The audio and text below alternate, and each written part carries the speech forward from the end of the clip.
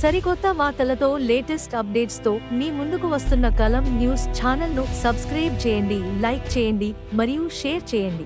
రామవరం హైస్కూల్లో గణతంత్ర దినోత్సవ వేడుకలు ఘనంగా నిర్వహించిన ప్రధానోపాధ్యాయులు. ఏలూరు జిల్లా కైకలూరు నియోజకవర్గం కైకలూరు మండలం రామవరం హైస్కూల్లో గణతంత్ర దినోత్సవం సందర్భంగా జెండా ఆవిష్కరించిన ప్రధానోపాధ్యాయులు ఎస్ భాస్కరరావు. ఈ కార్యక్రమంలో తోటి ఉపాధ్యాయులు, గ్రామ సర్పంచ్ శ్రీమతి మరియమ్మ, పాఠశాల డెవలప్మెంట్ కమిటీ సభ్యులు తాళ్లూరి రమేష్, మద్దు ప్రభాకరరావు, బివివి ప్రసాద్, విద్యా కమిటీ చైర్మన్ దర్శి కరోనా స్వాతి, మాజీ సభ్యులు గూట్ల ఈశ్వర్, గూట్ల యోహాను, చిలుకూరి రామమోహనరావు, తాళ్లూరి ఆంజనేయులు, విద్యార్థులు, తల్లిదండ్రులు తదితరులు పాల్గొన్నారు. జనవరి 26 గణతంత్ర దినోత్సవం ఎలా అయింది? ఆగస్టు 15న స్వాతంత్ర్యం వచ్చింది కాబట్టి ఆ రోజు పండుగ చేసుకుంటాం. మరి ఈ రోజు జెండా ఎందుకు ఎగరేస్తున్నాం? భారత గడ్డపై పుట్టిన ప్రతి వ్యక్తి స్వేచ్ఛ గురించి మాట్లాడతారు. మరి స్వేచ్ఛ ఎక్కడి నుంచి వచ్చింది? మాట్లాడే హక్కు అందరూ కలిగి ఉన్నారంటారు. ఎలా కలిగి ఉన్నారు? అందరితో సమానంగా జీవించే హక్కు ఎలా పొందారు? భావ వ్యక్తీకరణ హక్కుని, నచ్చిన మతాన్ని అనుసరించే హక్కుని, రిజర్వేషన్స్, ఆస్తి హక్కు, అందరూ చదువుకునే అర్హత, ఏమైనా తగాదాలొస్తే న్యాయస్థానాన్ని ధైర్యంగా ఆశ్రయించొచ్చనే హక్కు మీకు ఎలా తెలుసు? వీటన్నిటిని రాజ్యాంగం కల్పించింది. మన జీవితాలని స్వేచ్ఛాపతంగాలుగా మార్చిన రాజ్యాంగం తన నడకను ప్రారంభించిన రోజును మనం ఎందుకు పట్టించుకోకూడదు? రాజ్యాంగం మన దేశానికి వెన్నెముక, మంచి చెడులను తెలిపి దేశాన్ని సరైన దారిలో నడిపించే అమ్మ. అలాంటి రాజ్యాంగం మన దేశంలో అమల్లోకి వచ్చిన రోజు జనవరి 26. అందుకే 69 ఏళ్లుగా ఈ రోజును పండుగలాగే చేసుకుంటున్నాం. 70వ పండుగను కూడా జరుపుకుంటున్నాం. జెండా ఎగురవేస్తున్నాం, స్వీట్లు పంచుతున్నాం, సాంస్కృతిక కార్యక్రమాలను ఏర్పాటు చేసుకుంటున్నాం.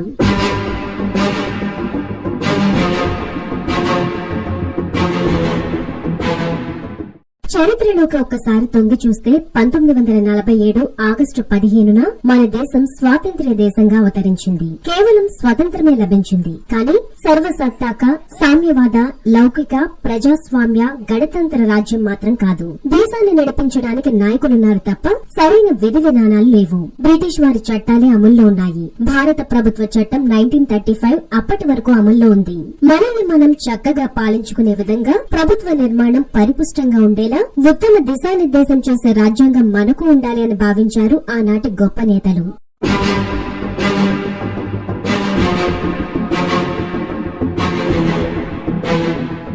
డాక్టర్ రాజేంద్ర ప్రసాద్ అధ్యక్షుడిగా రాజ్యాంగ పరిషత్ ఏర్పడింది. 1947 ఆగస్టు 29న రాజ్యాంగ ముసాయిదా కమిటీ ఏర్పడింది. Doctor BR Ambedkar committee chairman గా ఉన్నారు. ఉత్తమ రాజ్యాంగాన్ని రూపొందించేందుకు ఎంతో మంది మేధావులు అనేక దేశాల రాజ్యాంగాల్ని ఆపోసన పట్టారు.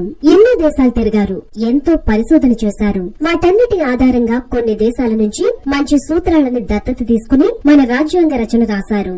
భారతదేశంలోని అన్ని ప్రాంతాల నుంచి గెలుపొందిన రాజనీతివేత్తలు, రాజకీయ నేతలు, వివిధ రంగాల నుంచి నామినేట్ చేసిన నిపుణులు కలిసి భారత రాజ్యాంగాన్ని చర్చలు, నిర్ణయాల ద్వారా రాశారు. దీన్ని రాయడానికి 2 సంవత్సరాల 11 నెలల 18 రోజులు పట్టింది. 1949 నవంబర్ 26న రాజ్యాంగ పరిషత్ అంబేద్కర్ సారథ్యంలో పూర్తయిన రాజ్యాంగానికి ఆమోద ముద్ర వేసింది. అతిపెద్ద లిఖిత రాజ్యంగా మంది చరిత్రకెక్కింది. దీనిని 1950 జనవరి 26న అమల్లోకి తెచ్చారు. ఆనాటి నుంచి మన దేశం స్వతంత్ర దేశమే కాదు, సర్వసత్తాక, సామ్యవాద, లౌకిక, ప్రజాస్వామ్య, గణతంత్ర దేశంగా ఆవిర్భవించింది. భారత రాజ్యాంగ సభలో 1949 నవంబర్ 26న రాజ్యాంగం ఆమోదం పొందగా భారతదేశం స్వతంత్ర గణతంత్రంగా ఆవిర్భవించేందుకు 1950 జనవరి 26లో